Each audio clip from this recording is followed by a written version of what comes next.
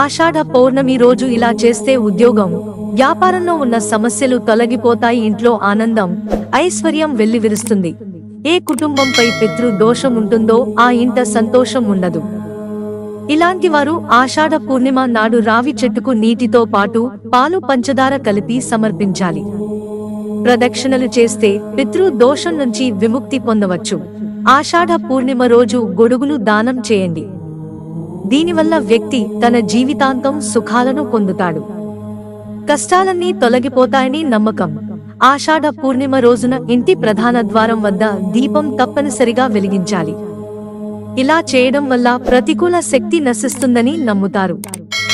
ఈ ఇంట్లోకి లక్ష్మీదేవి అడుగుపెడుతుందని చెబుతారు.